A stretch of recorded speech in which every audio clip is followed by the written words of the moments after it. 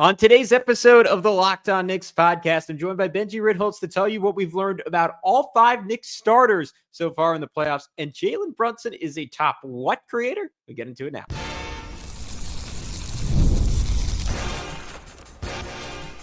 You are Locked On Knicks, your daily New York Knicks podcast, part of the Locked On Podcast Network. Your team every day. Hey, what's up, guys? My name is Gavin Schall, your favorite play-by-play broadcaster's favorite play-by-play broadcaster, and of course, your Saturday co-host of the Locked On NBA podcast. Really fun conversation coming up with my guy Benjy Ritholtz from over at Knicks Film School today. But before we get into that, I wanted to remind you, you're watching Locked On Knicks, part of the Locked On Podcast Network, your team every day, your daily podcast on the New York Knicks, giving you the most detailed insight on your favorite team 5 whole days a week. So be sure to join thousands of other Knicks fans in subscribing on both YouTube and your favorite podcast platform for the best insight on your favorite team every single day. We also want to remind you to check out the Locked On Knicks newsletter, giving you daily insight on your favorite team from Alex and I and our team of national writers over at Locked On. You can sign up for that over at lockedondaily.com. We also wanted to remind you that today's episode is brought to you by our friends over at Amazon Fire TV Stick 4K. Turn any TV into your Xbox, no console needed. Head to amazon.com/Fire TV Locked On to learn more. All right, guys, without further ado, we are breaking down all 5 Knicks starters. We are going to talk about just where Jalen Brunson ranks amongst the elite of the elite in the NBA in terms of fourth quarter playoff options, how Kat and Mikal and Josh Hart, for that matter, elevating on the defensive end of the floor, some cures for OG Anunoby's offensive woes, and is there some renewed optimism against the Boston Celtics? We'll get into it all in just a sec here on Locked On Knicks. All right, guys, as promised, it's been a little while. I am super excited to welcome back the czar of the report card from Knicks Film School, Benjy Ritholtz. Buddy, how you doing? I'm doing good, man. I'm happier to be up 3-1 and tied 2-2, no matter how it went down. So that's a nice feeling. And getting ready for Game 5. I was gonna ask before we get into the little gimmick I have for this one. What were your feelings coming out of last night? I just went back and rewatched the third quarter, a little bit of the fourth, and I was caught between these two things of like, all right, just appreciate how extraordinarily good at shot making Jalen Brunson and Karl-Anthony Towns are, and looking at the process offensively for the bulk of this series and saying like, all right, is this going to get it done in later rounds? Is this even going to get it done in the next 1, 2, or 3 games against Detroit? And I've sort of been juggling those two things in my mind for most of the day. Yeah, it's a weird game to react to because there's literally even you boil it down to the last play. There's like a large chance that they lose the game. Like if you run that exact simulation on many times on just the last play, they probably are tied 2-2 right now. I find myself on the positive end because I do think the 2 games in Detroit, I think they were the better team. Mm-hmm. And I think it shifted from the first 2 games in New York. I thought the Pistons were better. The Knicks pulled one out of a hat, and that was the feeling going into Game 3. I think the Knicks really did find some answers on both ends of the ball. I think defensively they're doing really good work. I think Detroit is struggling to really get looks, except for in a couple of places where I think the Knicks are okay with it. Even though that game went sideways in the third quarter, I think the Knicks went away from what was working. The idea that there are things that are working is a positive, and they found some buttons to push that I thought in the first 2 games they didn't really have. And so I still feel good about it. You take the win, you run with it, but I feel good about the series overall. Yeah, I think I'm in a similar place, and just going back and watching that third quarter and seeing like, I think a lot of it on offense was impatience. Like, I mean, even the play where Kat picks up his 4th foul on the charge and Decade, like OG's right there under the basket, like waiting for a pass. And maybe you could argue that's a pass that Kat's been missing most of the year. But like, I thought it was a little bit of a microcosm of some of the issues, just some of the kickouts the Knicks were missing and forcing it out into the basket. Like, I thought there's a lot of a stupid offense, but stuff like when you go back and watch film, like could clearly be adjusted. And like we saw Jalen Brunson make similar adjustments coming out of Game 2. So hopefully we get some of that in Game 5. But for today's show, I wanted to do a segment of what we learned because I kind of did that as a solo pod over the weekend, but I thought it'd be cool to have someone smarter than me to bounce some of my theories off of, some of the stuff I think I've learned, I think I've seen.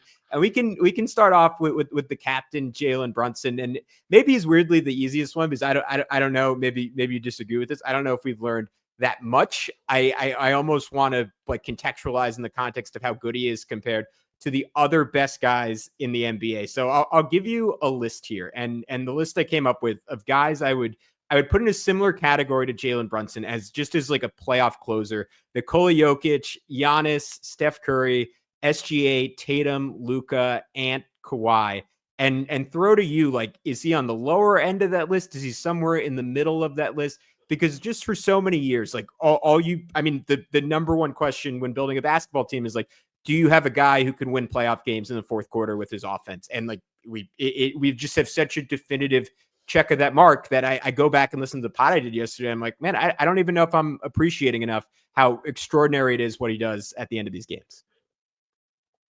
If the question is purely as a late game offensive closer, man, I think you could put him pretty high on that list. You know, yeah.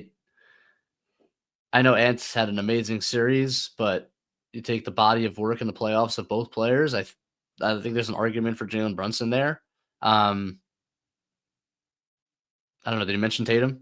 I mentioned Tatum. Yeah. Yeah. You can take the defense into account because obviously Tim Hardaway was getting some stuff on him. Right. So like that's how, yeah, I mean, that's the obvious counter. Like, just so I but I think it's a fair question and conversation to have is like, how many guys do you want with the ball with a minute left coming down and making a decision for you? And I really don't think the list is long. I just don't. Like and he's probably top 5. I don't know. Yeah. Yeah. Is Giannis above him in that category? I don't think so. Probably like, not as a half court creator, just like when the game slows down. I don't think so. Like I like you need that's where you need a ball handler who doesn't have an offensive weakness. And so I think he's in the top 5. But then, yeah, I mean, the question comes as a complete player on that list, he's on the lower end just because the Pistons have as the series has gone on. I thought this was pretty predictable from game 1 when I thought they let him off the hook and went at Cat a lot. Is like we talk about the team having 2 weak defenders, and that's true, maybe, but there's levels to it. And Brunson is I think by a significant margin the worst defender on the team. I think the Pistons have kind of realized that. He's now the primary target, and as he's getting buckets in that fourth quarter, they're coming down and screening with Hardaway. And frankly, Brunson wasn't even giving a very good effort on a couple of those to get back in the play and contest. And so that's the downside. That's where he kind of falls short of these other elite players. But that's not to take away anything from the brilliance on the offensive end, which I feel like people forget for some reason in every regular season, like how elite this guy is as a playoff scorer. And then he does it every year. And it's like, oh yeah, he's one of the best there is. Yeah, I think I came out of game 2. I don't want to say feeling weirdly pessimistic about him, but maybe overreactive to a small sample size. And the conversation I had on this podcast I was kind of having with myself is like how does can he maximize a team and like drive the car with like the horsepower, firepower, whatever way you want to phrase it that it currently has? Because you look at like all the injuries they had last year, the 2023 run where Julius was hampered or out. And we've only really seen him like where he has had carte blanche to take 30 shots a game. And coming out of that second game and really the first 2 games, I was like, all right, does he have to do that to be great? And I think the last 2 games were so encouraging because we've seen that he can pull back from that a little bit and say, like, I'm going to get OG going. I'm going to get Mikal going. I'm going to get Josh going. I'm going to get Cat going and then go full tilt in the fourth quarter. And that feels like the right balance to me. I was wondering, like, if that was something he could, like, the extent to which he could calibrate that. And it feels like he's found the right balance now. Yeah, I think that's if the question is, what did you learn about JB? I think it's the self-awareness and he said it in post-game game too, to scale down a little bit in terms of his shot taking. And I still think there's a fair question to ask about whether he's maximizing the offense. Yeah. There are even plays you could point to last night. Was it Sunday? Yesterday afternoon, where man, he's just, it's funny. I don't mean to make this comparison or like rank them, but you watch Tyrese Halliburton, and he's such a fascinating contrast to Jalen Brunson. But you watched him in their last game. There's never a pass that's not made exactly on time when the split second a guy comes open. And that is just not Jalen Brunson. There'll never be Jalen Brunson. There's never going to be that level of playmaker, and Tyrese Halliburton will never be able to score like Jalen Brunson. I mean, there's a give and take. But I do think that he can learn something from that approach at times to fully maximize this offense. I think that's the step he needs to take, and maybe that's something that they really sit down and discuss and work on in the offseason. I mean, we're here now in the playoffs. I don't think he's going to change his approach all that much. But it's a fair question to ask. And I think there's been tremendous progress since game 2. I think you've seen that progress, and it's allowed other guys to get going. The offense as a whole, though, is still not performing at the level we'd want, certainly.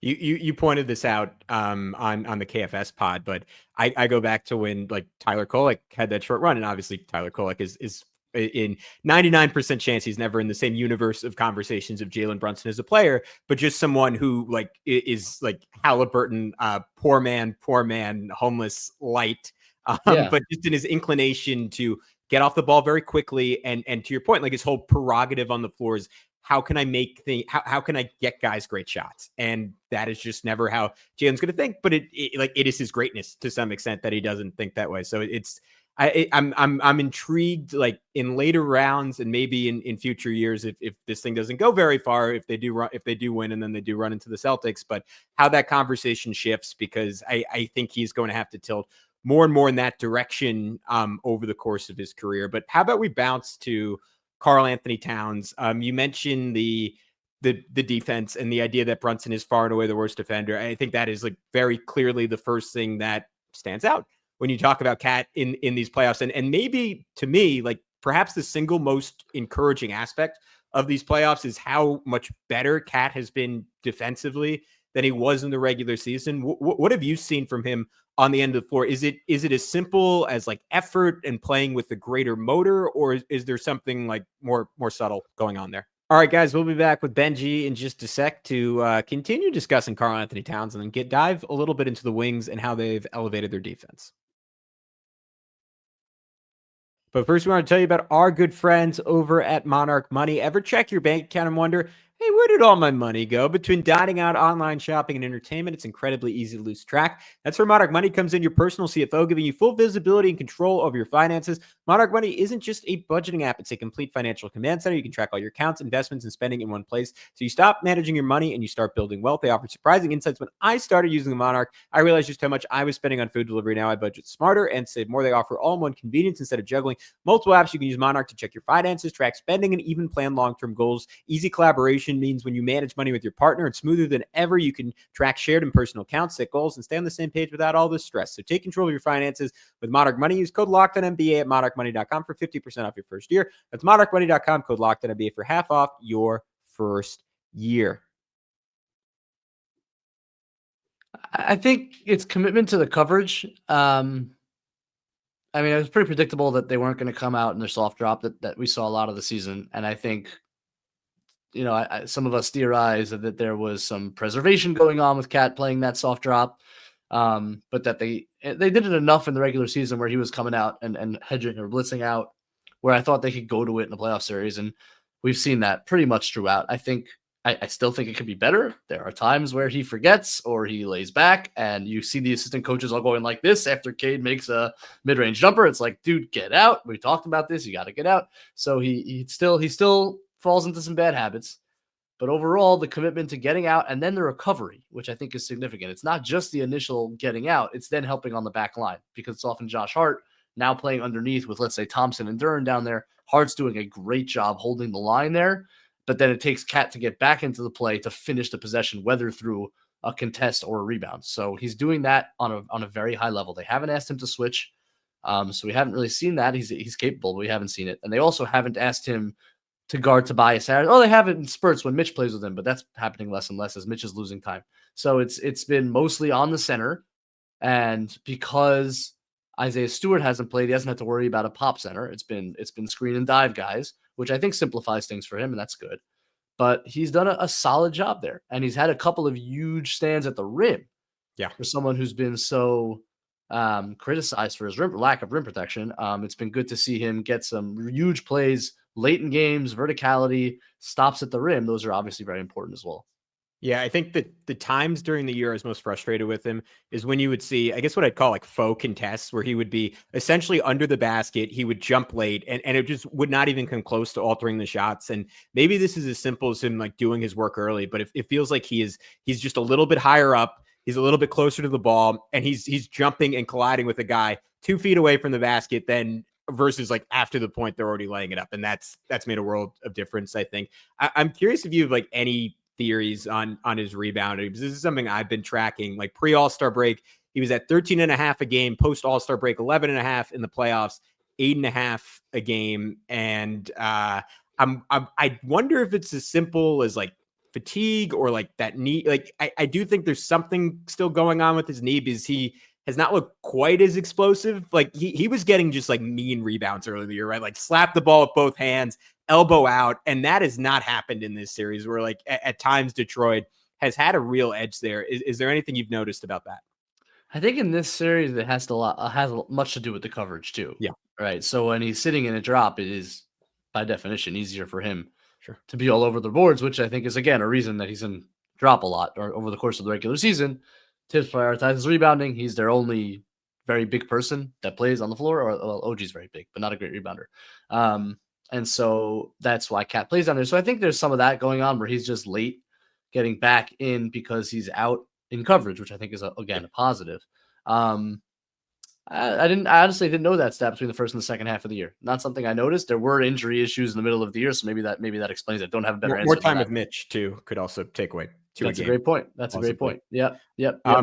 Offensively for him, obviously you tweeted out the stats. The shooting's ridiculous, 53-50, very limited free throws, but 100 splits, small sample size, but dramatically the most efficient postseason of his career. And he's had a bunch of other postseasons where it was 4 and 5 game samples, and it was not anything close to this. I think Cat is the area where the process and the results have the biggest gap, where like I think for the most part he's gotten terrible looks all series and just keeps making them like over, like even going back to game one, it was like a lot of the same stuff, like the fadeaways, like obviously he's very good around the rim, but jump hooks over 2 guys. And is there like beyond, or maybe it is as simple as just like running more pick and roll between him and Brunson? Like obviously we've all talked about like how 5 out would maybe open the floor for him a little bit more, but beyond just like continuing to up the threes, which obviously has been the big difference the last 2 games, do you see areas to get him better looks, or do you just think like what he's doing right now might just be who he is?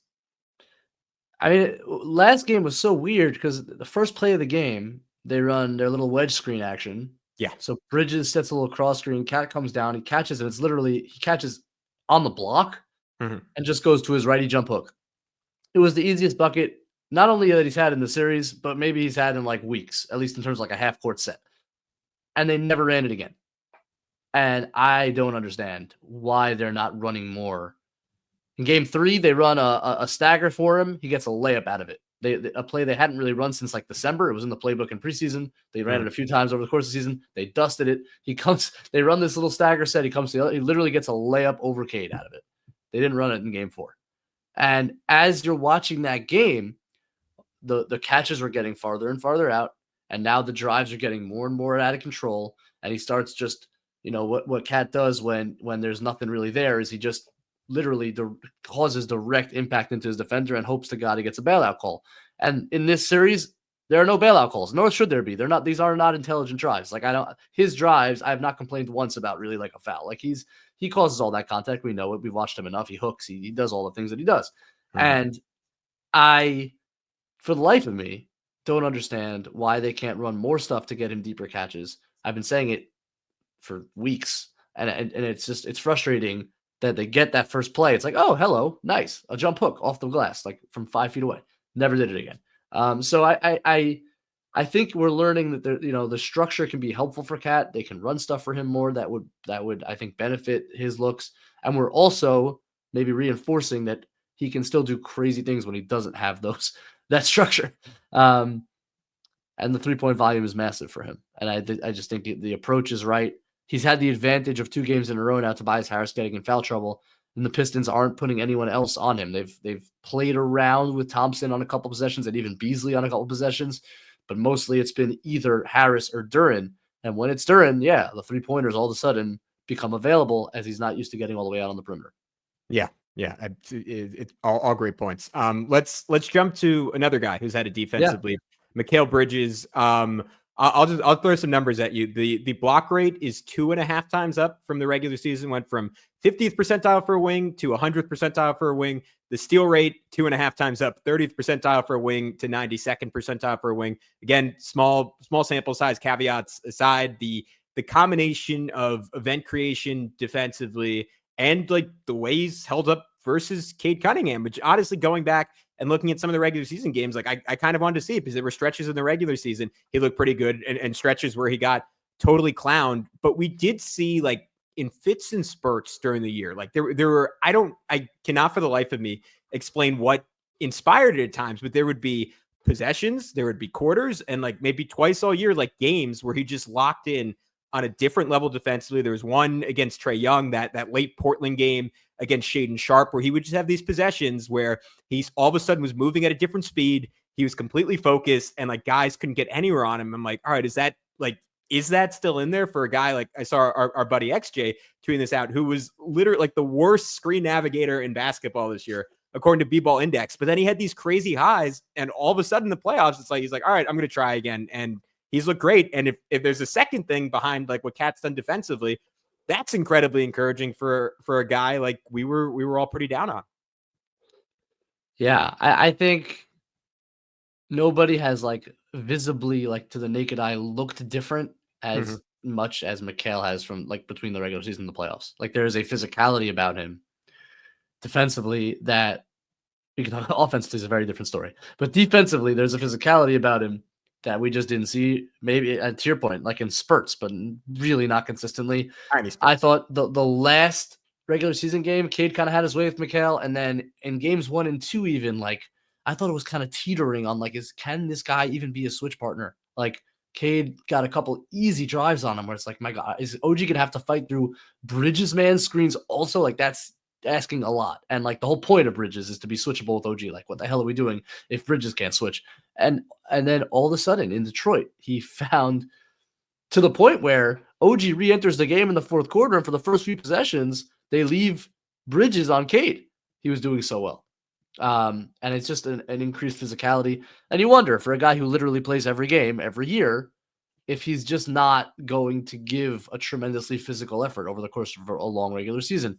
Maybe that's not unfair because he does play every single night. So I don't know. He's been really good defensively. And that's been a huge part of this. What's interesting is that the Pistons, when he gets that Mikal switch, Cade has basically looked to isolate. And I wonder if an adjustment that they make in game 5 is talked about his screen navigation not being very good this season. Yeah. Instead of isolating when they get that switch, maybe let's bring our screener up again and let's run a 1-5 pick and roll and see what happens. See how Bridges reacts to actually navigating a screen, because Cadden is going to switch. All right, guys, we're going to be back with Benjy Ritholtz for one final go around to discuss Josh Hart and his improvements in this playoffs, particularly on the defensive end of the floor. And then can the Knicks actually beat the Boston Celtics? Are we a little more optimistic now? We'll get into that very quickly here on Locked On Knicks. But first, we want to tell you about our good friends over at Wayfair. Spring is here, and that means it's home project season. Whether you're refreshing a room or tackling a full renovation, Wayfair is the best-kept secret for all things home improvement. From small updates like stylish cabinet hardware to major upgrades like new vanities, sinks, or outdoor lighting, Wayfair has quality products for every budget. I just upgraded my kitchen with Wayfair, and the selection was incredible. Their free and fast shipping made it so easy. No hauling heavy items from the store. I have a bad back, so that's a big deal. I love that they make top brands like GE and Moen at great prices. Shopping was seamless, and I found exactly what I needed to fit my space and style. Wayfair makes home improvements easy. Get started now at wayfair.com. That's WAYFAIR.com. Wayfair, every style, every home. So maybe something to look out for come game 5. I think that's a great call. You mentioned the other end of the floor. The shooting at times has not been great. Down somehow 3% from the regular season from 3, 32%, down from 50% to 42% from the field. Do you, as someone who I consider myself an extremely amateur shot doctor, and I think in my mind I still see like shifts there from shot to shot, and you can almost see the plays. Like, I mean, maybe it's as simple as like a Clydeism, like he's thinking about it. Like, I feel like you see plays like that would be game winner in game 2 where he's thinking about it, and it feels like a 2K situation where you just held the button for too long. And then there are plays like that, like baseline out of bounds play where it's just catch and shoot and he's in rhythm and it looks amazing and it goes in. And again, like, you don't overreact to a 4-game sample size shooting the ball. I think he's done really good stuff, particularly in game 3, like when the Knicks were actually letting Cat screen for him and saying like, hey, Tim Hardaway, Malik Beasley, they should have no business guarding Mikal Bridges. And he's been allowed to go at them and go downhill. That have been really encouraging. And last game in that third quarter, like the one time he got a screen, he almost immediately passed out of it. So like there's still a process there and there's still like figuring out ways to empower him. But I don't know which of those extremely varied points you want to touch on, but what have you made of his offense? Yeah. Man, even on that, the first, he made 2 tremendously difficult corner threes in the fourth quarter that were huge. And the first one, if you watch back on the play, he gets the possession begins with a pick and roll with him and I think it's Cat sitting screen. Maybe it's Hart because I know it's on Duren. I don't remember who Duren was guarding at the time. And Bridges gets space, like they're in drop. And regular season Mikal Bridges pulls that jumper every time. And he stopped, kicked it out. Offense had nothing going. Hart makes kind of an impromptu baseline drive. Bridges sprints from the wing, gets to the corner, and makes an amazing shot. But like even that possession was like, where's the aggression here? And like, where's the confidence? And it just doesn't seem to be there. And man, like he's got to dunk the ball. Like how many times are you going to get blocked by Cade Cunningham as if it's like Dikembe Mutombo? Like, come on. Like Cade Cunningham is not like some kind of special rim protector that you can't find a way to make a layup up and over him or dunk the ball or try to dunk the ball. Like I give Deuce credit. Deuce got to the line. He does this all the time where he tries to dunk everything and it's kind of crazy, but you're going to force some contact that way. He got to the line. Like stop with the soft layups. It's not a series for soft layups. You got to be a little more aggressive and physical. Like that's very frustrating stuff to me. Like he got blocked on 3 different layups yesterday. That's stupid. So lack of physicality has been there all year in terms of the shot. Above the break, he struggles to reach, frankly, unless he's got a ton of forward momentum. And that was that last shot. He's moving side to side, not back to front, and it just never got there. Doesn't have the legs. I think the gather sometimes is weird, where he almost hitches in his gather, which I think is maybe what you're referencing, and those shots rarely go in. But he had a ton of good looks from the corner that I expect him to make more of. He just missed a bunch in the first half yesterday. He's got to keep shooting the corner 3. It's important. His rate is important. They got to get him up. So I think, he can't lose confidence there. But to me, like the biggest point of growth I want to see is a little bit more of aggression to the rim. He's someone with his length and his arms should get to the free throw line once in a while, man. And it just hasn't happened for him. It looks good when he actually does it consistently, and it just the impetus, the instinct to want to get there is not consistent. Someone that's generally not an issue for OG Anunoby. I don't think we really need to talk about his defense. Like it is varied between good to just special. Offensively, obviously he's not shot the ball well. 38% from the field, 26% from 3. It feels like, which was maybe predictable, but to use the term the kids are using, it feels like some of the aura is gone from that 8-game Brunsonless stretch, right? Where he's Evan Mobley, bet I'm about to cook you between the legs, Hezzy behind the back, getting the rim, dunking it like that. That obviously, I mean, maybe it's just not the series for it with the physicality, but there was like a play in game 3 where he dribbled the ball off his foot in transition. Like at times, like I was really impressed during that 8-game stretch, his ability to pass off of live dribbles on drives and actually do like fairly manipulative passing where like he's looking towards the corner and then he drops it off under the basket. That has not really been there. But maybe that was somewhat predictable given, like, again, just like the inevitable increase in speed in the playoffs. Like most of the defense he was playing during that run were not that good, and also just less time on the basketball. But I do feel like, and not to say he sucked offensively, right? Because like game 1, he was good. Game 3, he was very good, especially in the first half. But it does feel like there's a middle ground to settle in there. And I'm curious if you think some of that's on Tom Thibodeau to say, like, hey, maybe let him screen for Brunson every once in a while, like, and get him into some actions versus just like he has to play better. Yeah, I do think there's a hard to measure for us, but I think there's an element of his assignment in this series is to work extraordinarily hard. It's a great point. To get through a tremendous amount of screens. He's literally matching Cade's minutes. And he is on. I know Bridges has gotten some stints here in the last couple games, but generally speaking, he is expending an incredible amount of energy on the defensive end. And so I do think that goes into the calculus. Like, they could bring him into screens more. Like, how much does he have in him to do that? Like, maybe sometimes sitting in the corner is actually what he needs to do the job that he's really tasked with in this series. And I think that's fair. He hasn't made shots, so he's gotten some good looks from three. Hasn't made them.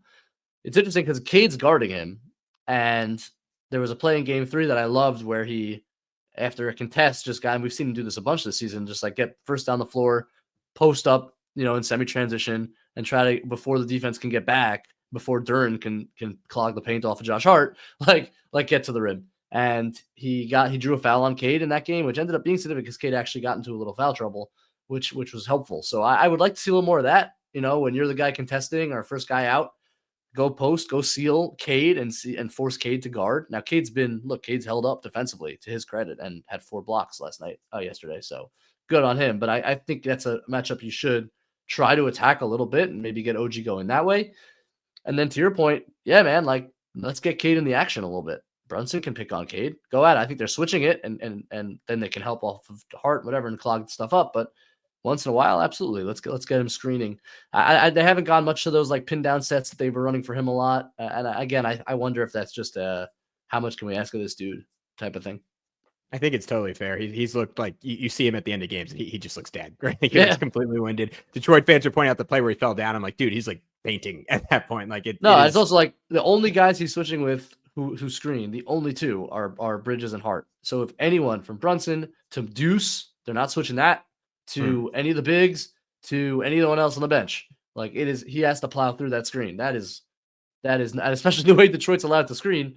That's no easy task. So you got to give him a lot of credit for that. Yeah, and to your point, like maybe a little bit more time with Mikal, assuming they don't do the same thing to Mikal with the screens, could keep him a little fresher. I think it's a great call in the post-ups. It's been a 5-alarm fire for Detroit. Every time they've done that in game 3, there was a sequence where he got it on Beasley. They immediately doubled. It was like a swing around the arc. Bridges got a right wing 3. And then everyone's been talking about this play, but where he went up end of game to screen for Brunson, immediately draws 2. Duren goes into paint. Brunson just gets to make the skip pass to Cat for 3. Like I do think that is like an avenue for easier offense for the Knicks, because like, especially like when he does have a small caught on him or you like get that switch and then you go into a screen with Brunson. Like I don't think Detroit has an answer for that outside of like outsized help. And it's just it's easier reads across the board. All right. Last guy we're going to go over, Josh Hart. Maybe not a lot to say in terms of what we've learned. Like he's just kind of Josh Hart. You've done a great job pointing out, like, again, the issues within this series have nothing to do with how he's played. Like he's been fantastic. He's been Josh Hart. It's been in everything to do with how Detroit's covered him. And finally in game 4, at least a little bit, obviously in the third quarter, not so much, but a little bit able to make Detroit pay with a couple of made threes. 3. Do you have any? 3 of them? Do you have any new takeaways on Josh? Man, it's 8th. I think I was looking this up and then I got distracted, but I'm pretty sure it's the 8th time all season he made 3 threes. I think the thing with Hart, the offense, I expected, if he makes threes, that changes a lot. And that was huge. But defensively, I think he's shown up in a big way. Both as a switch partner, because every time he's on Cade and they've kind of gone away from it because it's not working, he's done a great job. Now Cade's the right kind of matchup for him. There's not a ton of foot speed. He can be physical with Cade. Cade likes to bump, and so that's where Hart, I think, thrives. And so it's a nice matchup for him, but he's done a great job there when he has to switch. But then holding the back line, as I mentioned before, not easy for a dude his size with Duren and Thompson often the 2 down there.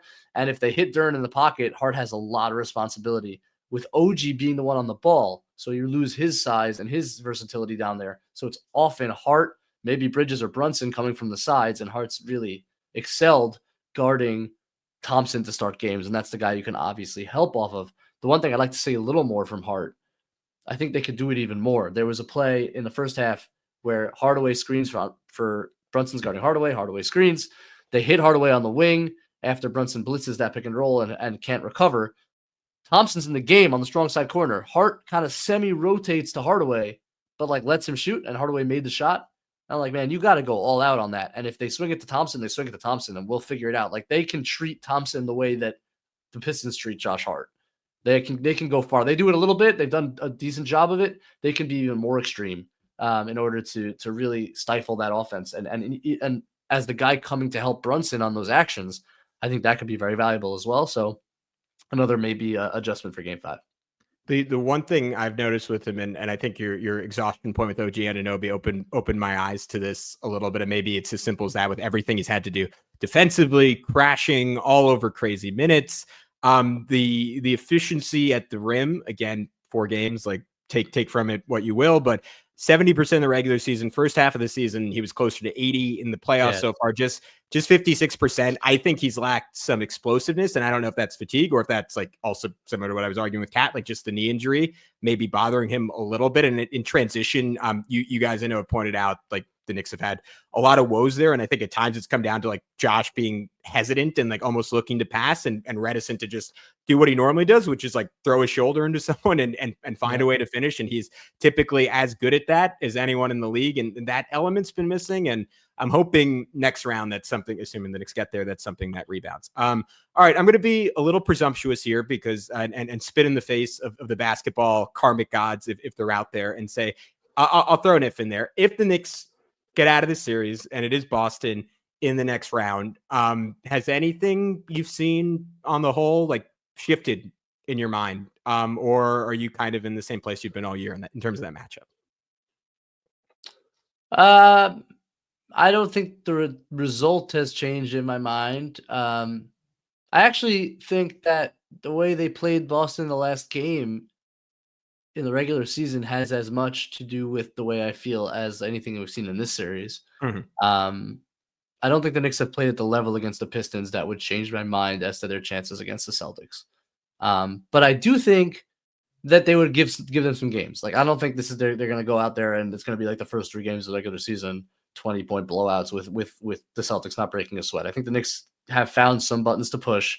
I think that they're playing with a level of confidence now that they weren't early, certainly like turn of 25 through like before the last stretch of the season. And I think they'll explore some things. So yeah, nothing's changed though in terms of I don't think they're gonna win the series. I don't think it's gonna go 7, but I think they'll give them a little bit of a run. All right, I'll take that. That's a little bit of optimism to end this one on. Benjy Ritholtz, thank you so much, man. Before I let you go, can you tell everyone about all the work you do at Knicks Film School and the new Patreon feature you guys have that's so fantastic? I appreciate that, Gav. Thanks. Yeah, we are. We're just breaking everything down over at the Knicks Film School Patreon. The Brunson tier has my work. It has the great DJ Zulo's work. I'm sure you guys are all familiar with him and the amazing film work that he does. I think it's a pretty great place to get all the X's and O's info, all the what's going on in the series, what basketball is being played, beyond just like X guy played well or didn't play well. So yeah, that's where we are. My Twitter account is I think on the screen here at Ben Ritholtz NBA. So check that out. And Gav, you're the best. Thanks for having me. He is not the old man you see on Twitter. Benjy Ritholtz. Thank you so much, dude. We'll talk to you guys soon, both on Locked On Knicks and Knicks Film School.